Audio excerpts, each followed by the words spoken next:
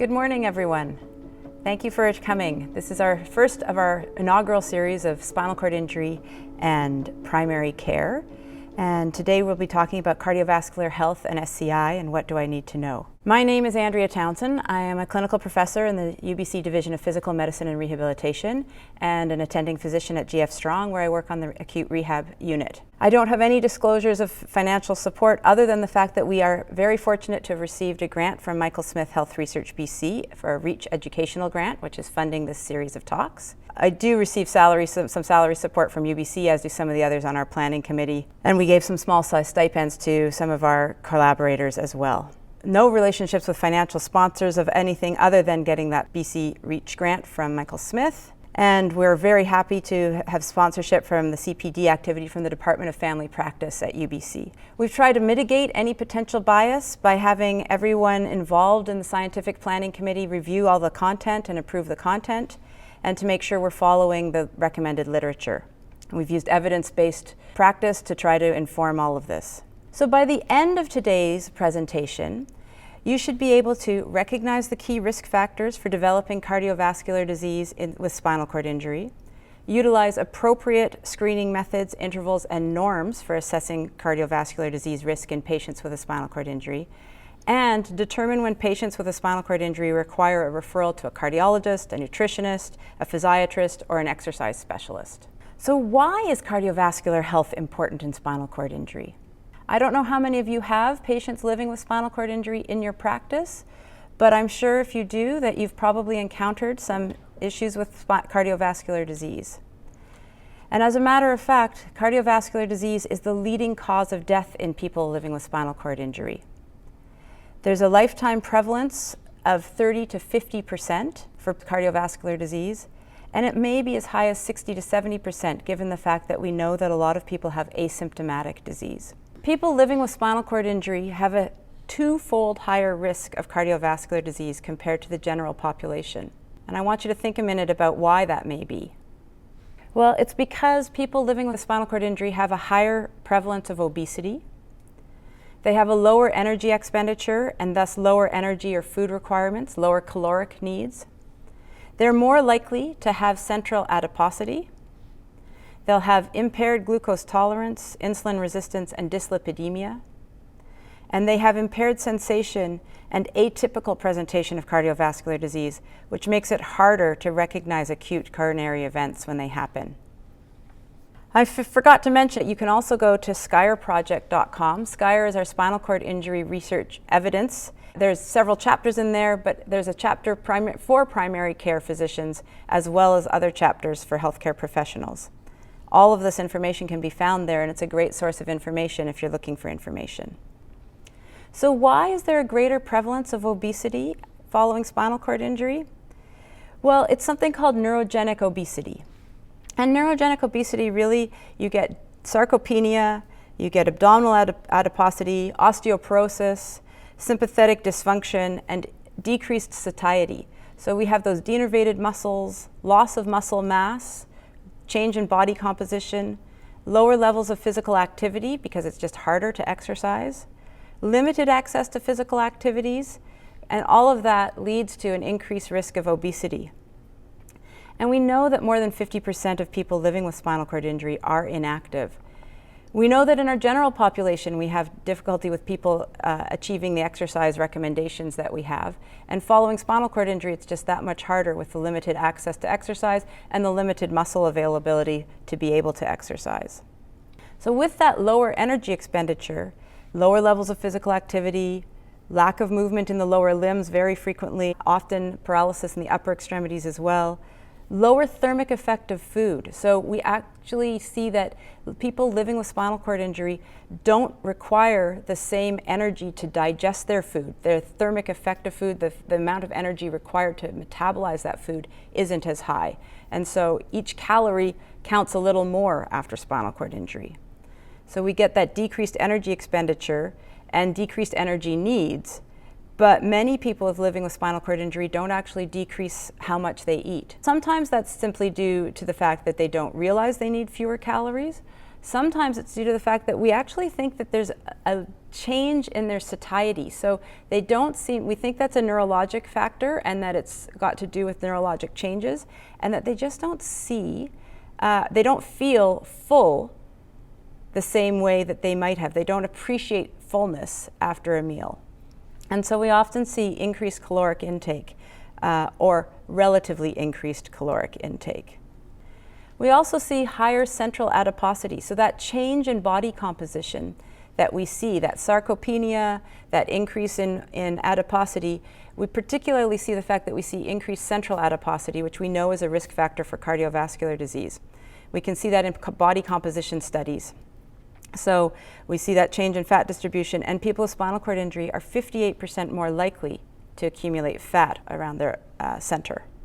We also see impaired glucose tolerance and an increased risk of diabetes. So there's that altered sympathetic and parasympathetic nervous system functioning. And we've seen that people living with spinal cord injury have higher rates of type 2 diabetes, as well as hyperlipidemia with higher LDL and triglyceride levels and lower levels of HDL. So impaired glucose tolerance, insulin resistance, and dyslipidemia all increase the risk of cardiovascular disease. And it's simply harder to detect acute cardiac events following spinal cord injury.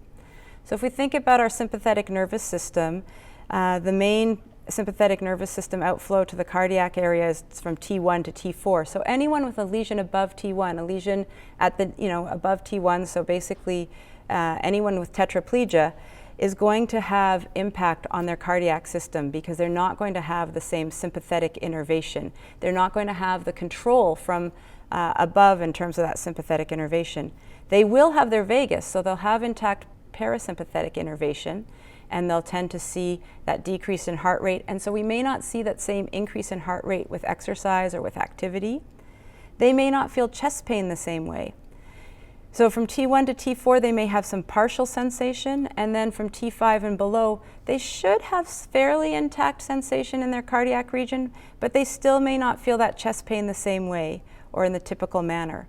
What people with limited or altered sensation, instead of feeling acute chest pain, they may feel abdominal discomfort. They may feel some vague arm or neck discomfort, similar to the way we'll see somebody with an acute MI who may present with jaw pain or arm pain radiating. We can see that after spinal cord injury as well, but what we don't always see, particularly in patients who are tetraplegic, is that chest pain that's typical of angina. And so patients may present much, much later with an acute myocardial event. You may see that they're getting changes in spasticity. Maybe they're fainting or having lightheaded spells, or maybe they're having shortness of breath rather than that classical angina. So what do we recommend for cardiovascular health and spinal cord injury? Well, we recommend that you pay special attention to nutrition, that we try to do pharmacologic management as possible, exercise and lifestyle management, blood pressure control, and reducing cardiometabolic risk factors. It's very similar to what we recommend in the non-spinal cord injured population, just with a few tweaks perhaps or particular things to pay attention to. So when we're talking about nutrition, as I've already mentioned, obesity is quite high in spinal cord injury, estimated at 50 to 75% in the spinal cord population. And often we see nutritional inadequacies. When there have been studies done on actual dietary intake in spinal cord injury, we often see lower protein intake than recommended and higher carbohydrate intake. And higher fat intake. So there's a shift in the calories. That may be due to the fact that it's harder for people to prepare food themselves, and they may be more reliant on pre-prepared foods or packaged foods or takeout foods. It may be due to socioeconomic factors and the fact that they may not have the financial resources because they may have altered finances following an injury to adequately source their dietary intake, but we do see nutritional inadequacies. So we recommend very similar, a heart-healthy, whatever that heart-healthy diet is, usually a Mediterranean-style diet, high in fruits and vegetables, nuts, legumes, grains, lower in saturated fats. So we recommend that heart-healthy diet. but we also recommend a caloric reduction. So for patients with paraplegia, patients with lesions below T1, we recommend sort of 5 to 10% fewer calories than is usually recommended. And then in tetraplegia, it's actually 10 to 15% fewer calories. But it's really important that we're taking into account any other comorbidities that may be happening and any other nutritional deficiencies. If they have a pressure ulcer and we're trying to make sure that they've got enough protein for wound healing, we want to make sure that we're not increasing the risk of sarcopenia any further than it's already at risk. So it's trying to make sure that they really have that nutritional information and dietary information. So that's why we recommend considering referral to a dietitian or a nutritionist who has spinal cord injury expertise or expertise in working with other patient populations that have a lower activity level. So someone who's got that familiarity with those caloric needs and the special needs that we might see following spinal cord injury. In terms of pharmacologic management, there generally aren't SCI-specific recommendations for blood cholesterol or diabetes. So we usually follow any recommendations for those issues in terms of whatever our national guidelines are, whatever our Canadian guidelines are for blood cholesterol, for diabetes management, for hypertension management. We will recommend that we follow the Canadian guidelines. So you'd use the same guidelines as you'd see in non-SCI. But there are some things where we would alter things a little bit. So for example, in terms of diabetes, we generally would try to avoid the SGLT2 medications, so the flozins or the gliflozins, such as Jardiance, for example, because of the fact that there's that slightly increased risk of urinary tract infections and genital infections. We want to make sure we're not putting patients who are already at high risk of bladder infections and catheterization at increased risk. So we might not use that medication. There really isn't any evidence or studies yet in terms of the glucagon-like peptide-1 agonists following spinal cord injury. We think that they may be effective and may be something worth trying because of some of those factors that I've already talked about. The fact that there is a decreased caloric need following spinal cord injury, so they may help with that appetite suppression and reducing caloric intake. They do seem to help with improving that sense of satiety or fullness, and so again, because we see that altered sensation following spinal cord injury, we think that that may be helpful. But as I said, we haven't actually studied them in spinal cord injury yet, so we don't know any long-term effects. In terms of exercise, same thing that we would generally recommend to the general population is that exercise is important. We want to make sure that people are getting their exercise. However, following spinal cord injury, it's that much harder to get exercise. So we do have actual SCI-specific guidelines. These are guidelines that have been developed by Dr. Kathleen Martin-Guinness and her group in terms of SCI activity out of UBC Okanagan, but they are our national guidelines. And the recommendation is to try to start with aerobic activity, 20 minutes, 2 times a week at moderate to vigorous intensity levels. So starting there, and then strength training activity, 3 sets of 10 reps, 2 times a week. And then advancing to that aerobic activity, 30 minutes, 3 times a week of moderate to vigorous intensity, and strength training, staying at that 3 sets of 10 reps, 2 times a week, for each major muscle group that the patient can use.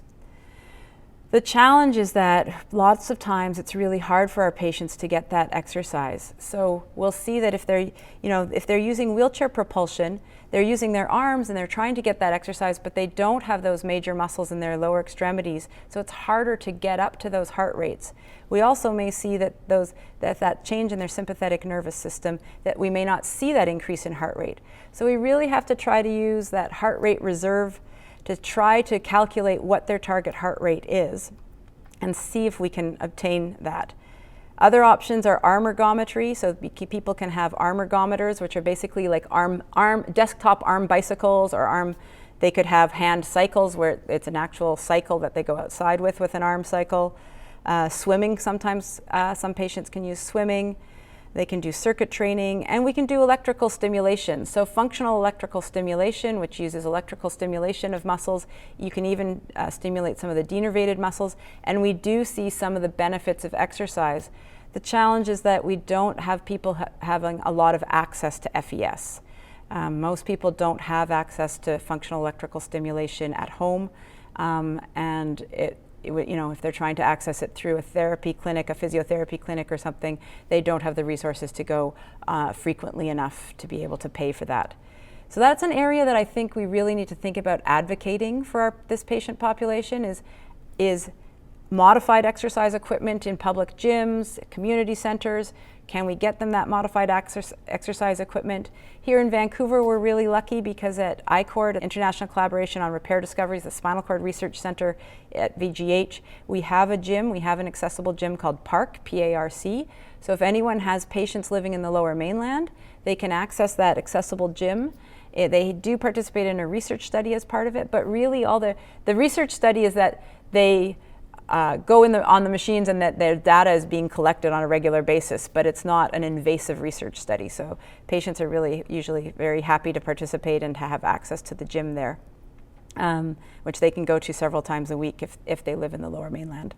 And then thinking about the fact that there's a lot of potential for overuse injuries because our patients are so dependent on their shoulders and their upper extremities when it comes to transfers, when it comes to wheeling, when it comes to mobility.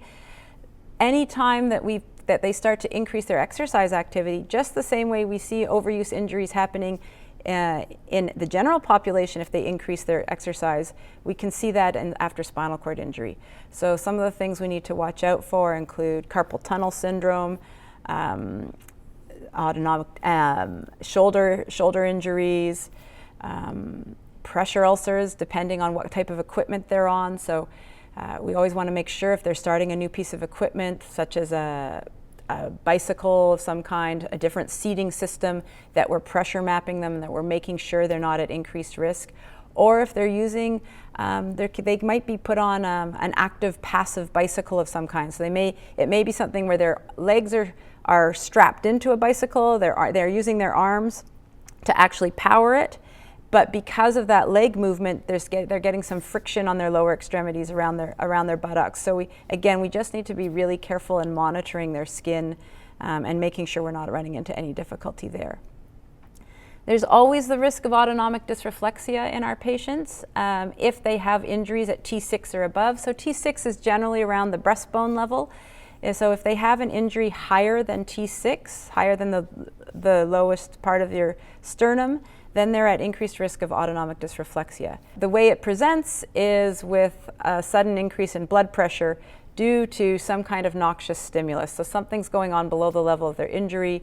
They may not feel it the same way. They get a sudden increase in blood pressure, and that can be detrimental. So we want to make sure we're avoiding any autonomic dysreflexia. Patients also, after spinal cord injury, also have more difficulty with thermal regulation. So they tend to be more poikilothermic, if you remember that word from medical school, where they tend to adjust to the temperature around them, the ambient temperature around them. So on a hot day, they'll overheat because they aren't able to sweat as much. They may not be able to, their cooling system doesn't work as well. And in the cold weather, they may not be able to shiver to produce some of that heat that we tend to produce when we're using our muscles. So they may get too cold on a cold day. So we always have to be thinking about thermal regulation, particularly in outdoor environments where that might not be temperature controlled. So what I'll tell my patients in the wintertime is to make sure they're wearing layers. If they're wheeling a lot, make sure they're wearing gloves in case there's salt on the sidewalk so they don't get any salt up on their hands if that gets up on their wheelchair rims. Really to watch their feet, make sure they're not at risk of frostbite on their feet if it's cold outside. And then in the warm weather, again, I'll tell them to wear layers so they can delayer, but they might need to spray themselves with water to try to mist themselves, to try to reproduce that sweating effect, that evaporative cooling effect that happens. So that they can try to cool off a little bit more easily. Blood pressure. So typically following spinal cord injury, we see patients having lower blood pressure than they would have pre-injury. So for a patient with tetraplegia, it's pretty common for systolic blood pressure to be in that 90 to 100 millimeters of mercury systolic range, and maybe their diastolic blood pressure to be around 60. So typically we'll see it to be lower than usual. That does not mean that patients living with spinal cord injury cannot develop high blood pressure. And in particular, patients with paraplegia may be at risk of developing high blood pressure similar to the general population. And so we really want to make sure we're monitoring blood pressure. We want to make sure we know what that baseline blood pressure is for our patients. I usually recommend to my patients that they buy a home blood pressure machine, particularly if they have tetraplegia, so that they can monitor their own blood pressure at home, so that they know what their baseline is. So they know if their baseline is low, that way they can monitor, and if they go up, they know they're having an episode of autonomic dysreflexia. But also, if their baseline is low and they have a day where they're feeling unwell, they can see if they're having any orthostatic hypotension or postural drops in their blood pressure, which is often common after spinal cord injury as well. So I want them to know what their baseline is. When they come into your office, it's great if you can get that baseline blood pressure so that you have it documented as well. But it's hard sometimes for them to transfer. So in an ideal world, we would get that blood pressure with them supine, lying flat. We would have that blood pressure when they're sitting up in their chair. We would have that blood pressure not just when they first sit up in the chair, but after a few minutes to see if they're having a drop in postural hypotension. And then we would also, if we had access to a tilt table or standing device, or if the patient has some intact motor movement and can do some standing, we'd also get it in that standing position to be able to know what's happening in terms of orthostatic drops. But in the real world, we can't always do that. And so at least that's why I recommend patients have a blood pressure machine at home, because they can then check their blood pressure when they're in bed at home, know what their supine blood pressure is, and then know what it is when they're sitting up. Annually, at least, I try to check blood pressure on most of my patients if they're coming in for a visit to see me on an annual basis. I do have a lot of patients living with spinal cord injury, as I said, particularly my paraplegic patients who do have hypertension or high blood pressure. So I think it's important for us to monitor, because they may have started out with lower blood pressure and then over time they may develop hypertension, and we sometimes forget to monitor some of those routine things. In terms of trying to reduce some of those cardiometabolic risk factors, same thing as the general population, we want to try to reduce them as much as possible. And particularly seeing if we can reduce body fat. We have altered norms after spinal cord injury. So a body mass index of less than 22 kilograms per meter squared, or a waist circumference of less than 34 inches. So in the general population, we usually think of that BMI as being less than 25 kilograms per meter squared is one of the things we use. And I know that's not a perfect measure. It's actually really hard to use it in spinal cord injury, because it's really hard for our patients to get weighed. They often don't have access to a scale because they're in their chairs, and so they can weigh themselves in their chairs, but in order to get a weight, they have to be able to weigh their chair, then weigh themselves in their chair, and then do the subtraction. But they often don't have access to a scale where they can weigh themselves in their chair. And so that waist circumference is a very useful thing to use. The waist circumference of 34 inches is less than what we have for men. In the general population, we use 37 inches, but in the spinal cord population, we actually use 34 inches as our indicator, because we do know they have an increased risk of central adiposity, and we also know that they've got that change in body composition. That's another reason why we've got the lower BMI following spinal cord injury, because we know they've got sarcopenia, so they've lost muscle mass, and we know they've got osteoporosis below the level of their injury, so they've lost bone mass. So with that loss of muscle mass and that loss of bone mass, that changes the weight ratio to their height, and so we want to make sure we're capturing that with that lower BMI. We want to try to address lipids and triglycerides less than 150 milligrams per deciliter, increase HDL to greater than 40 milligrams per deciliter if we can, using the same approaches we would use in the general population. So the same dietary recommendations, the same medication approaches. We can consider statins. Whether or not you consider niacin, is that there's a little controversy in the literature about some places say yes, some things say no, but generally I just say follow the same things as we've got in our guidelines, our national guidelines for the general population. Reducing fasting blood glucose or hemoglobin A1C, again, similar recommendations. That increased risk of diabetes, we see it earlier after spinal cord injury at a younger age than we often would see in the general population, so important to be monitoring that. Following those SCI exercise guidelines of at least 20 to 30 minutes 3 times a week, and ideally 150 minutes of exercise per week. Adopting that heart-healthy diet with fruits, vegetables, low-fat dairy, poultry, fish, legumes, nuts, all those things we're supposed to eat. And then trying to limit the saturated fat intake to 5 to 6% of total caloric intake.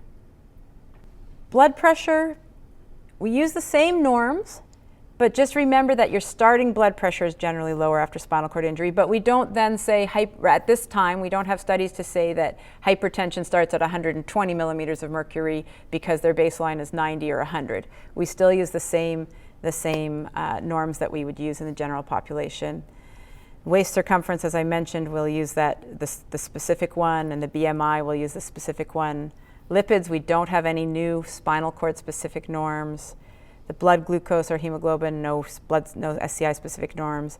And then all the other things we would use. So we recommend not smoking, and something I really make sure I talk to my patients with spinal cord injury about is cannabis. A lot of patients with spinal cord injury use cannabis.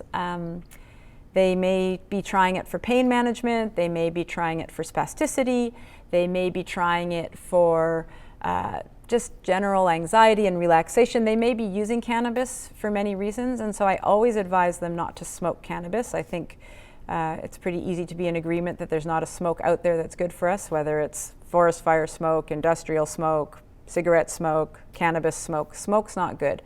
So I talk to them about smoking. And if they are going to, the literature is starting to come out about cannabis. We don't totally know the pros and cons, so I just try to talk to them about that as well. Alcohol as well is a risk factor for cardiac disease, so we try to talk about that. Age, family history, all those other risk factors that we see in the population, those are all things that we need to talk about as well. Talked about the monitoring the blood pressure and making sure you do it at least once a year, and possibly more frequently particularly if patients do have high blood pressure, you want to make sure you're monitoring that. And so again, if they have a home machine, they can monitor it themselves at home. A lot of patients with spinal cord injury, telehealth is wonderful because it does let them access their family doctor's offices, their specialists' offices, but it means we can't lay our hands on them and examine them. So if you are concerned or if you're worried about it, do get them to come in, even though it may be a little more difficult for them, just to make sure you're getting to see them in person once in a while. Same thing, it's really hard to see what's happening in terms of weight gain and weight changes and body changes, body habitus changes over telehealth. We tend to just see the face and the head, and then we may not see that, how their wheelchair is fitting. We may not see that they're starting to gain more weight.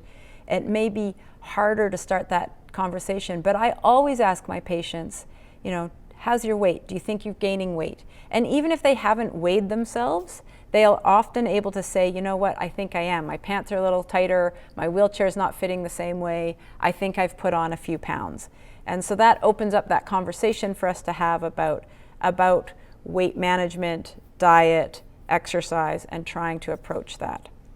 We talked about that waist circumference and the fact that, a waist circumference of 25, which we'd think of as the cutoff in the general population, often translates to more than 33% body fat following spinal cord injury. And because it's so hard for them to monitor their weight, waist circumference is a great way to do that. They might not be able to do it themselves depending on their hand function, but they can have a family member or a caregiver check that and monitor that, and they can keep track at home as well. I just want to specify one thing. Patients will often say, oh, I think I have quad belly. So quad belly is something patients talk about. It stands for quadriplegic belly. It doesn't have to do necessarily with increased abdominal girth or increased abdominal obesity. Quad belly has to do with loss of muscle tone in the abdominal muscles. And so patients living with tetraplegia will have, they will feel that their tummy is sticking out and they've got a quad belly because they don't have that muscle tone in their abdominal muscles to sort of hold things in. But it doesn't necessarily mean that they've got increased abdominal obesity. Lipid screening, again, I recommend that we start, the recommendation is that you start earlier than you might in the general population. I take into account how old is the patient now, how many years are they post-injury, is there a family history of hyperlipidemia, how many other risk factors do they have for cardiovascular disease, and then I will start screening quite early with a lipid profile in patients. The recommendations and the guidelines for spinal cord injury say that we should be screening every 1 to 2 years. And so I will do that as well. And then if they have elevated lipid profile, to use those same values and guidelines as the general population. The diabetes screening, again, increased risk. And so again, considering their age, number of years post-injury, number of risk factors to determine when to start screening. But I will again consider screening every 1 to 2 years. And basically, if I have a patient who's either been living with spinal cord injury for over 10 years or is over the age of 30 or 35, I will do some baseline screening just to make sure that we aren't seeing early changes, and use those same values and guidelines as general population. It's not really clear in the guidelines for spinal cord injury exactly when to start, and it's not really clear exactly how frequently to monitor, but given that it's such a simple test to do to get the hemoglobin A1C, and that it gives us, I do think the hemoglobin A1C is a better check than trying to do a blood glucose. We don't know exactly how blood glucose, there are some changes after spinal cord injury in terms of how, like, you might get some insulin spikes, you might get some glucose spikes, but that hemoglobin A1C, as we know, gives us that little bit of that picture of what's been happening over time instead of just one snapshot. So I think hemoglobin A1C is the best way to monitor and to screen, and I will do it every 1 to 2 years. So when should you refer to a cardiologist? Well, a referral to cardiologist should be considered if anyone has 3 or more risk factors for cardiovascular disease. So that increased waist circumference, increased triglycerides, or low HDL, increased fasting blood glucose or hemoglobin A1C, lack of exercise, and particularly because it can be so hard to pick up cardiac disease in this patient population. It's harder to get exercise tests. You may be able to do a modified exercise test with an arm ergometer. You may be able to get a modified exercise test, but often if we're actually going to check, we have to go to something like a MIBI test to try to check for any cardiovascular dysfunction, or we can try to check for vascular calcification with the vascular calcification scores. Again, we don't know norms in the spinal cord injured population versus the general population, but I would just go with the current general population norms. So I think using those as cardiac tests can be effective, but I think it's particularly important in this patient population because of the fact that they may present unusually or tend to present with delayed symptoms of cardiac disease, to be sending them to cardiology earlier than you might with someone else, because as I said, they may not present with typical angina. When to refer to a dietitian or a nutritionist? I think everybody should probably get a referral. If they've come through GF Strong, they've probably met with the dietitian and the nutritionist, but that may have been 5 years ago, 10 years ago, 15 years ago, 20 years ago. Their diet may have changed over time, their needs may have changed over time. So if you can access a dietitian or a nutritionist, particularly someone who has familiarity with spinal cord injury, I think that's a very useful intervention, and patients are usually very open to that. They're looking for help and recommendations. Exercise or rehab professionals, again, if you can find somebody who has expertise in working with spinal cord injury or neurologic disabilities, whether it's working with a personal trainer who's got some expertise, a kinesiologist, a physiotherapist, an exercise specialist, but somebody who's got some of that expertise, because we do want to adjust and be thinking about how people, be thinking about those overuse injuries I talked about, be thinking about their skin, be thinking about preserving their shoulders and not overdoing things while we're getting them stronger and fitter. Okay, so that's the end of the talk part. And thanks so much, Dr. Townsend. That was fantastic. I'd like to open it up to questions now. Excellent talk, Andrea. Thank you so much. I'm most interested in the, I guess, anecdotal information about the GLP-1 agonists. Um, I guess there's no long term, but anecdotally, is it capable of reversing that lack of satiety in despite the spinal cord injury? I'll be honest, Rod, I've only had a couple patients so far because they're so expensive and most patients don't have approval for them, I've only had a few patients get them approved. It seems to be helping a couple of my patients, but I don't have a good sense personally yet in terms of my patients, how well it's working. And theoretically, as I said, theoretically we think it may be beneficial. And last night I was quickly looking for some literature because I thought, because I knew that would come up more, and I haven't found it yet, but I'm keeping my eyes open for it. So I don't have more for you. I'm sorry, but if you find something, let me know. I'll embark on a study of one because I've put on 50 pounds in the last couple of years, and it really, as you described it precisely, that absolutely no recognition of, gosh, I've had enough. Yeah, which we think is neurogenic, right? And it makes sense. We know we've got that huge neuro network in the GI system, and then we've got our central nervous system, and then probably they're just not communicating the way they did. I'm guessing that's how it works, but I don't know. I think for me as well, part of it is that if I'm eating while sitting, I don't really notice how much I've actually put in there until I stand up. And I suspect that that could be a large part of it, that it is that the lack of abdominal muscle tone, that it's really difficult to tell that, oh wow, that things are full. Do you want to just share what your injury is? Is that okay? Are you willing to share that with the audience?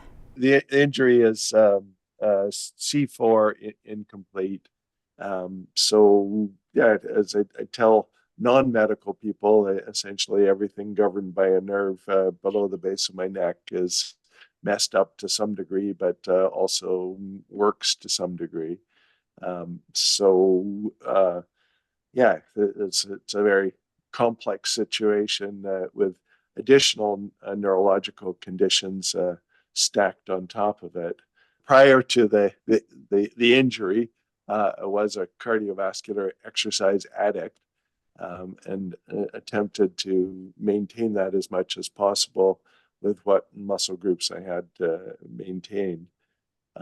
With aging and osteoporosis and progression of degenerative scoliosis, it just gets more and more difficult to find ways to burn calories.